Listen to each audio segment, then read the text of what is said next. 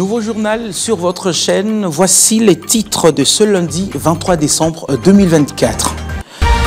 Clôture au lycée technique et professionnel de Matongé de la première formation syndicale en RDC des promoteurs et enseignants des écoles privées organisée par l'Association nationale des écoles privées agréées en RDC, ANEPAC.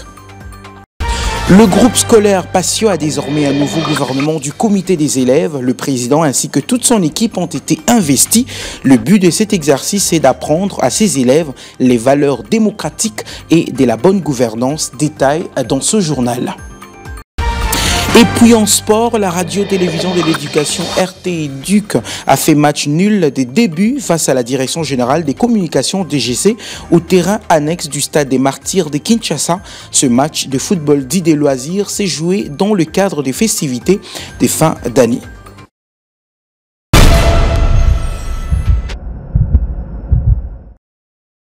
Si vous êtes à l'étranger, nous sommes à Kinshasa. Madame, Messieurs, bonsoir et bienvenue à cette grande édition du journal.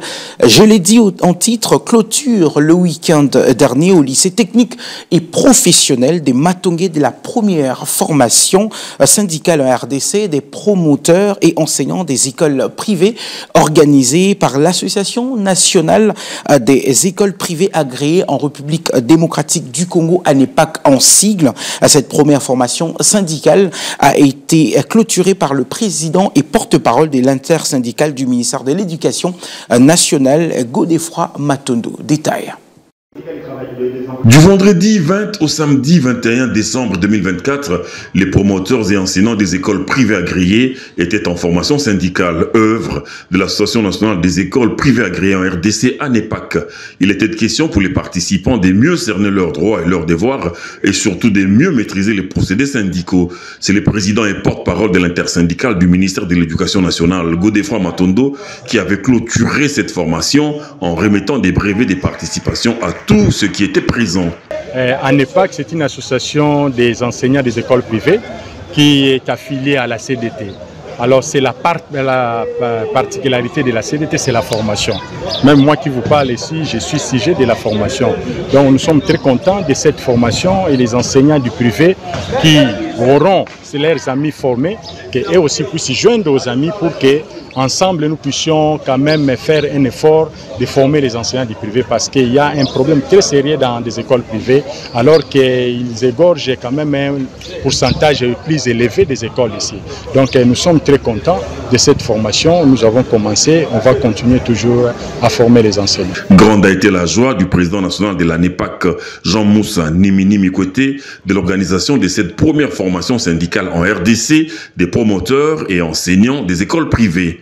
Ce n'est qu'une première dans l'histoire et nous invitons à tous les enseignants, partout où ils se retrouvent sur toute l'étendue de la République et nous disons que l'heure a sonné. Nous devons nous unir, parler le même langage parce que l'union fait la force. Et nous sommes la colonne vertébrale même pour le développement d'un pays. Alors nous ne pouvons pas nous sous-estimer. Nous devons toujours lever nos têtes, dresser nos fronts, comme notre slogan le dit, enseigner avec science et conscience et droit. Parce que sans le syndicalisme, sans l'enseignement, sans vous, les journalistes, en tout cas, les choses ne marcheront pas. Une photo des familles a sanctionné la clôture des travaux de cette formation. Les participants heureux d'avoir acquis des nouvelles connaissances sur le syndicat. Et comme il fallait s'y attendre, les participants à cette première formation syndicale des promoteurs et enseignants des écoles privées agréées se sont félicités de cette formation et surtout des nouvelles connaissances acquises sur les procédés syndicaux. Leurs propos ont été recueillis par Anthony Chamba. Cette formation ici est prolifique, bénéfique pour nous qui sommes participants. Et à notre tour, nous devons faire une sensibilisation, une façon aussi de larguer le message à nos collègues enseignants se trouvant dans les secteurs privés qui sont marginalisés, exploités par différents promoteurs, assoiffés d'argent, cupides, qui ne veulent pas que la vision du chef de l'État, celle du bien-être de l'enseignant qui est censé encadrer l'enfant congolais, le futur président, le futur sénateur, le futur député, le futur ministre, les futurs députés provinciaux et consorts. Alors, nous sommes outillés, nous sommes bien mieux placés à aller larguer ce message ici à ceux qui sont restés de suivre cette voie. Voilà, la campagne était focalisée essentiellement sur la sensibilisation, sur les droits et les intérêts de l'enseignant dans le secteur privé. En tout cas, je suis émue de joie parce que je viens d'apprendre plus de mes droits, plus de mes devoirs, de savoir certains articles dans la Constitution qui parlent de défense des droits des enseignants. En tout cas, ce que je ne savais pas auparavant. Nous, en tant que les enseignantes des écoles privées, il y a certaines choses qu'on ignore alors que c'est notre droit. Il y a des fois, on peut nous marginaliser, on peut nous payer comme on veut, alors que ce n'est pas le cas. Il faut savoir ses droits et ses devoirs. Et la formation vient de me permettre d'identifier, en tout cas de m'outiller en ce qui concerne mes droits, code du travail et aussi l'article 38 et 39 de la Constitution. Allez, tout à fait. Autre chose, le groupe scolaire Patio, qui est une école privée passionniste, a organisé une série d'activités, entre autres l'investiture du gouvernement scolaire au sein même de cet établissement scolaire situé à la province éducationnelle des Kimbantseke. Objectif, apprendre à ses élèves des valeurs démocratiques et de la bonne gouvernance. Blanche Angaï pour ce reportage. Le groupe scolaire Patio a brillé des mille feux comme jamais le week-end dernier. Ces apprenants ont fait preuve de leur capacité intellectuelle, notamment avec des bons résultats des élèves de la maternelle, encouragés par le Père Noël qui leur a remis des cadeaux. Par la même occasion, l'établissement a procédé à l'investiture du gouvernement scolaire des élèves. Le groupe scolaire Patio est situé dans la périphérie de Kinshasa, au quartier 17 mai, dans la commune de Kimbantseke. Pour rendre l'utile à l'agréable, de récitals, musique, danse et nombreuses autres activités culturelles étaient au rendez-vous, cela en présence des autorités éducationnelles, religieuses, les comités de parents, enseignants des écoles passionnistes confondues et les élèves. Nous avions prévu que cet investissement soit solennel. On l'a prévu à la veille des vacances de Noël. Raison pour laquelle nous sommes entourés de ces comités des élèves, dont la présidente et l'équipe gouvernementale. C'était une journée très magnifique. Nous louons le Seigneur parce qu'il nous a procuré la vie et il nous continue à nous assurer la protection. Et aussi, il nous donne les dons d'encadrer cette jeunesse qui est l'avenir de notre pays, la République démocratique du Congo. Un rendez-vous qui tombe à point nommé. Nous avons passé à la proclamation des examens du premier trimestre et les parents sont venus nombreux pour le résultat de leur enfant. Après la proclamation, ce fut l'investiture du gouvernement des élèves de notre groupe scolaire Patio. Une satisfaction totale exprimée par la présidente des élèves élus. Ce que j'aimerais annoncer à mes collègues, il faut que nous puissions marcher selon le règlement d'ordre de l'école. Il s'y est de noter que ce genre d'activité est organisé chaque année par le père d'Ocité qui tient non seulement à susciter dans le chef des apprenants les valeurs de gestion et le patriotisme, mais aussi les valeurs démocratiques afin de rendre compétents ces enfants dans la société, a insisté les éducateurs.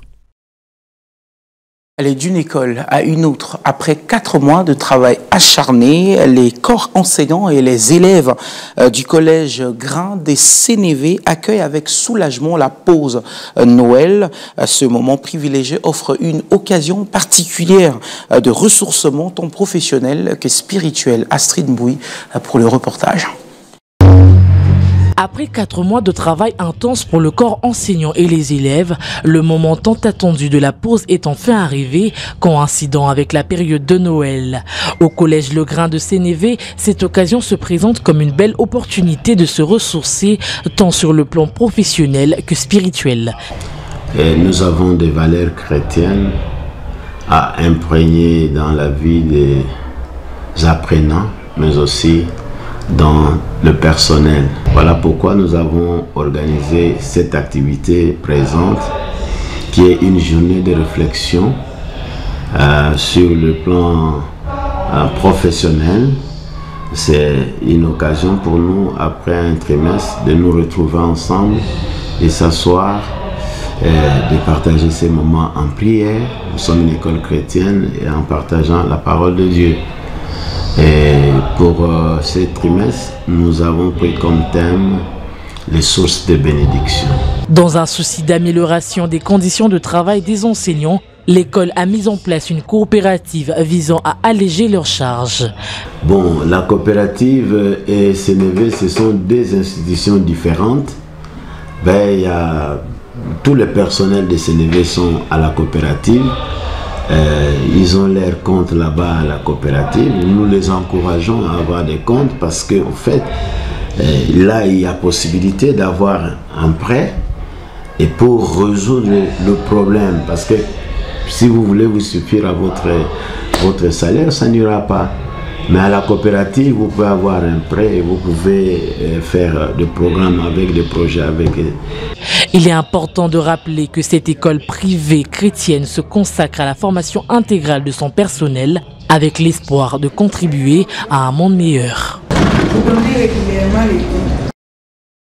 Tous les enfants sont égaux, c'est le thème du banquet des fins d'année organisé en faveur des élèves et parents de l'une des écoles chrétiennes, la Source de Vie, située au village Bisengo, au quartier Mpassa, dans la commune de Lantsele. Ces gestes de cœur a été rendu possible grâce au partenariat signé entre l'ONG Moissy Foundation et les écoles chrétiennes, la Source de Vie. Images et commentaires.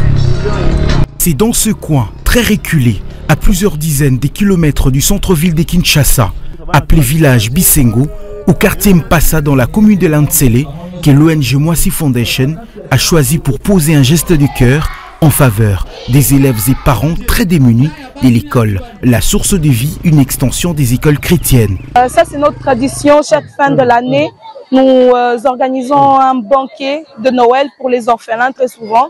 Et lorsqu'on a rencontré Maman Marie, elle nous a dit qu'elle avait mis en place une école gratuite en Mpassa. Donc je suis venue pour faire la visite et je me suis assise avec mon équipe. On a dit, why not?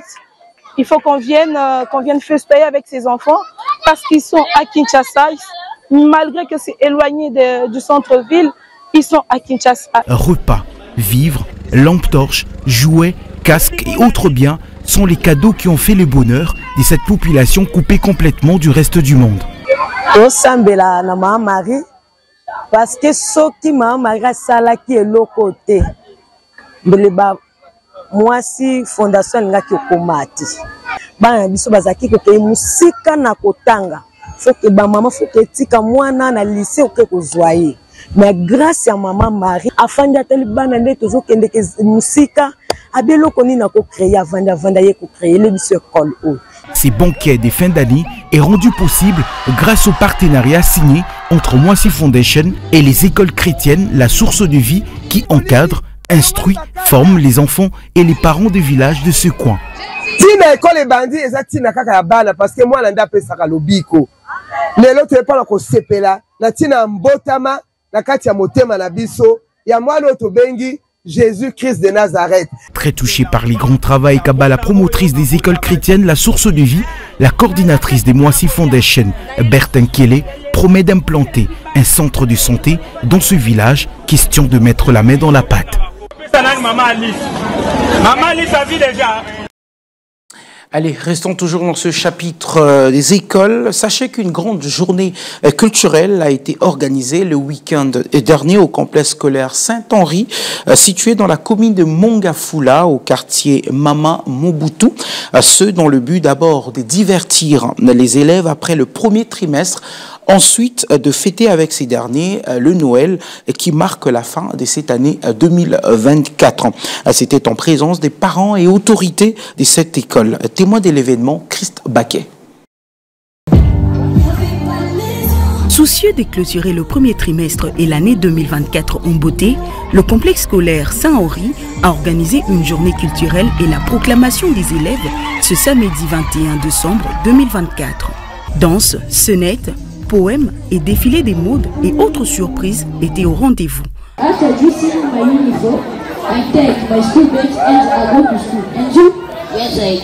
Cette journée est une occasion pour les parents de découvrir les talents et la qualité de la formation des élèves. C'était une journée culturelle qui a été préparée pour les enfants. Comme on va clôturer la deuxième période, les enfants iront en détente.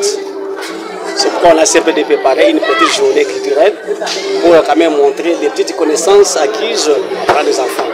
Parce qu'on les a encadrés depuis le mois de septembre jusqu'à maintenant. On va quand même montrer aux parents quelques connaissances apprises par les enfants. C'est pourquoi on a essayé d'organiser cela. Et vous avez vu tout à l'heure là, les enfants ont essayé de déclamer des poèmes, des fois en anglais, français. Il y a eu aussi des conversations anglaises, parce que notre école, il y a deux langues, il y a le français et aussi l'anglais. Quelques enfants ont déclamé quand même quelques poèmes en anglais et aussi quelques conversations anglaises ainsi que françaises. J'ai été impressionné puis très content. Surtout d'avoir comment mes élèves de maternelle ont fait la démonstration devant leurs parents, devant leurs amis et devant les visiteurs, avec des récitations, la façon de s'exprimer devant les enfants. Tenez, le complexe scolaire Saint-Henri est une école conventionnée catholique agréée située dans la commune de Mongafula, dans le quartier cité Maman Mobutu. Une école qui a 22 ans d'expérience dans l'enseignement des qualités. Allez, rendons-nous cette fois-là tour à tour aux écoles Saint-Paul dans la commune de Ngalema et à l'école Smart à Limete où le premier trimestre a été clôturé avec faste au rythme d'une journée culturelle. Question de commencer en beauté les vacances de fin d'année comme nous le renseignent Chanchan Moutoupa et Betoko Jimmy à travers ce reportage. Vive les détentes de fin d'année. Parents, élèves et enseignants de l'école Saint-Claude ont pris part à la grande journée culturelle organisée pour la circonstance. Nous sommes à la fin de ce trimestre. Nous tenons à vous exprimer notre gratitude envers chacun d'entre vous. Ce trimestre... Chants, danses, poèmes, les élèves ont laissé les parents perplexes par leurs prestations.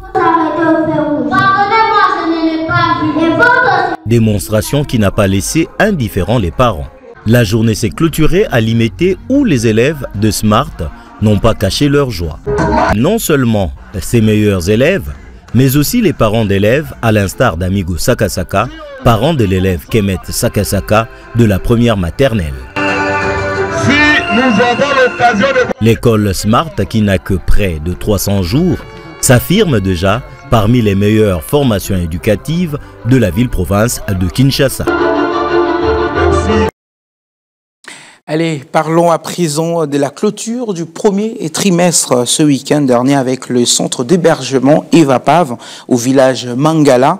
Cette activité coïncide également avec le 1 an depuis la disparition de son partenaire Johanna Vandam. Blanchard Ngaï était sur place. Tous étaient au rendez-vous, l'autorité coutumière, enseignants et parents d'élèves, non seulement à l'occasion de la proclamation des résultats du premier trimestre et la remise de cadeaux aux enfants du centre Johanna Vandam à Eva Pave, mais également pour la commémoration d'une année du décès de cette grande visionnaire qui fut partenaire d'évangiles actifs auprès de personnes vulnérables dont un portrait est peint en son honneur sur le mur de la marche des escaliers de ces centres. Ici, à Mangala, à plus ou moins 15 km de Kimwenzagar dans la commune de Mongafula.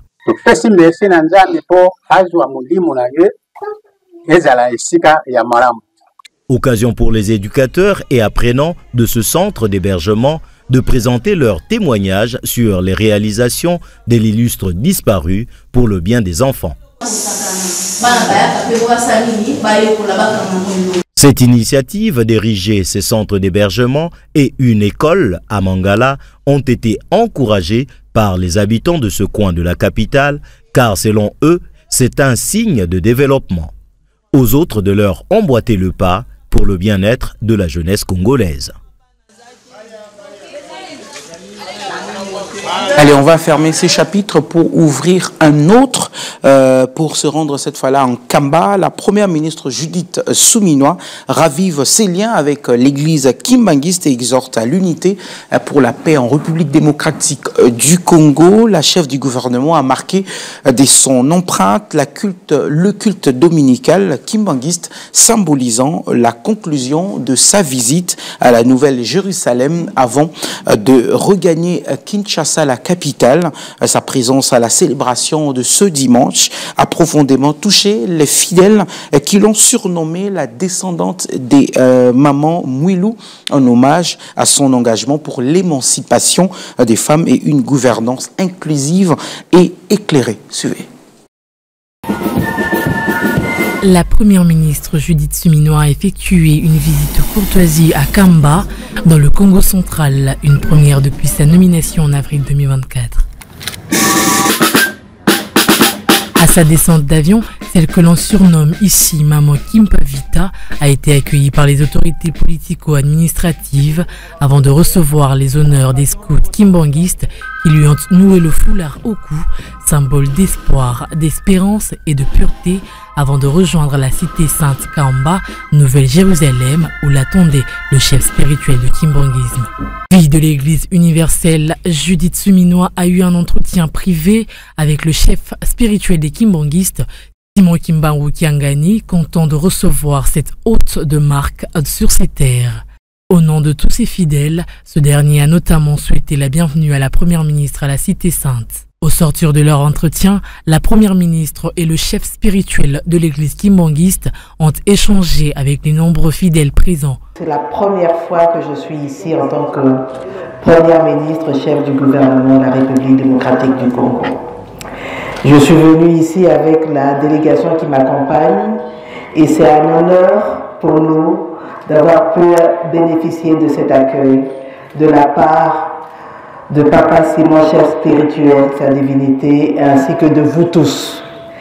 J'en profite aussi pour vous remettre les salutations de son Excellence, M. Félix Antoine Tshisekedi Tshilombo, chef de l'État, qui évidemment m'a donné l'autorisation de pouvoir me rendre ici dans la Terre Sainte, en Kamba, et il vous remet toutes ces salutations. Dimanche, la première ministre a marqué de son empreinte le culte dominical des kimbanguistes, symbolisant la conclusion de sa visite à la Nouvelle-Jérusalem avant de regagner Kinshasa. Sa présence à cette célébration a profondément touché les fidèles qui l'ont surnommée la descendante de Maman Milou, en hommage à son engagement pour l'émancipation des femmes et une gouvernance inclusive et éclairée. Avant de participer au culte, la première ministre a visité le mausolée Kilongo où repose le fondateur de l'église kimbanguiste, le prophète Simon Kimbangu, ainsi que sa femme, Maman Marie Mouilou, et d'autres membres de leur famille. Elle a également exploré le site où la carte d'Afrique est apparue à Kamba le 3 février 1989, ainsi que le musée retraçant la vie et l'œuvre du prophète. Le rapprochement entre l'État et les différentes communautés religieuses en vue de trouver ensemble des réponses aux problèmes existentiels de la nation fait partie de ce qu'on peut appeler la méthode Suminwa. Allez, revenons à Kinshasa, mesdames et messieurs. Sachez, comme chaque année, en période des festivités, la générosité du directeur général Moulumba se manifeste à l'endroit des agents et cadres du Fonds forestier national. Comme à l'accoutumée, chaque agent et chaque cadre a reçu des vivres pour bien fêter Noël et la fête des Nouvel An. Reportage d'Astrid Mbui. Comme chaque année, depuis l'arrivée du directeur général Mulumba à la tête du Fonds forestier national, ce dernier a toujours observé la principale vision du chef de l'État, le peuple d'abord. Les agents et cadres de la direction générale du FFN ainsi que toutes les antennes provinciales reçoivent un panier de la ménagère généreusement garni à l'occasion de fêtes de fin d'année. Cette initiative, comme l'explique le directeur général adjoint, vise à renforcer la solidarité au sein de l'établissement et à soutenir les agents et cadres pendant cette période festive. Nous savons tous que les temps sont durs et c'est comme ça que le directeur général qui a empêché et moi-même, ainsi que toute l'équipe des fonds forestiers, avons planifié depuis l'année passée dans le cadre de notre PTBA de l'année en cours cette activité. Les agents et cadres du FFN ont exprimé leur gratitude envers la direction générale pour ce geste de cœur. Au-delà de son aspect matériel, elle contribue à renforcer l'esprit d'équipe et la cohésion au sein de l'entreprise. Ils espèrent vivement que cette tradition perdurera dans les années à venir. Nous remercions vivement le DG Mulumba Kalala Honoré et son adjoint Hassani. Nous les remercions pour ces colis de fin d'année et pour ces grands gestes qu'ils ont faits et l'effort qu'ils fournissent pour le Fonds forestier national afin de maintenir la paix sociale du personnel. En effet, cette action témoigne d'un véritable souci pour le bien-être de chaque membre de l'équipe en reconnaissant les efforts soutenus de la direction générale tout au long de l'année. Les agents et cadres apprécient particulièrement cette approche qui valorise l'engagement collectif et favorise un climat de convivialité. Allez, en sport, avant de nous quitter, mesdames et messieurs, football, loisirs, la radio, télévision, de l'éducation. RTI Duc a fait match nul de 2 buts face à la direction générale des communications DGC au terrain annexe du stade des Martyrs de Kinshasa. Ce match de football s'est joué dans le cadre des festivités de fin d'année. Suivez. Un match de football pour clôturer l'année 2024. Les deux directions de communication du ministère de l'Enseignement national et Nouvelle Citoyenneté, à savoir la RTI Duc et la DGC, ont fait match nul de 2 buts partout au terrain annexe du stade des Martyrs de la Pentecôte le week-end dernier. Un match très disputé lors de 15 premières minutes avant que la RTI Duc ne prenne l'avantage à la 17e par l'entremise de son attaquant Jordi Kengawe pour l'ouverture du score. En difficulté d'alourdir le score, les stars de la télé ont du mal à conserver leur avance, puisqu'après une grosse pression offensive, la DGC égalise à la 37e minute d'une action conclue par Moïse Dianichaï. C'est avec ce score d'un but partout que l'arbitre envoie les 22 acteurs au vestiaire à la pause. La seconde mi-temps démarre avec le même scénario. La RTI Duc inscrit son 2e but, Dieu merci, et à la conclusion de cette action, pour le 2-1. La DGC, qui a couru longtemps derrière ce score, a tout de même réussi à revenir à la marque à la dernière minute du temps réglementaire sur une balle arrêtée en pleine lucarne. Une réalisation qui empêche à la RTI Duc de finir l'année 2024 avec une victoire, puisque ce 2e but de la DGC est à la base d'une grosse déception, puisqu'ils voient la victoire leur échapper au bout du bout. Je suis très content en tant qu'agent à la RTI Duc, dans le département des sports aussi, un match. C'est vrai que c'est des débuts partout, c'est nous qui sommes un peu perdants parce que on a commencé avec l'ouverture du score, mais bon, on s'est fait rattraper à la dernière minute. Je pense qu'à la prochaine fois, on va mieux faire.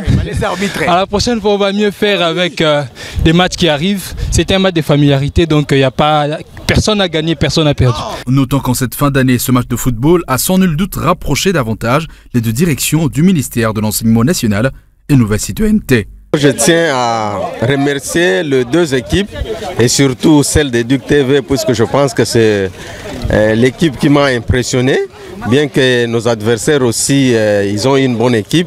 Mais ce que je peux dire ici, que vraiment c'est encourageant. Ce genre d'activité, quand on les fait souvent, je pense que ça nous relie, ça fait la famille. Aujourd'hui, vous avez loupé d'encaisser beaucoup de buts.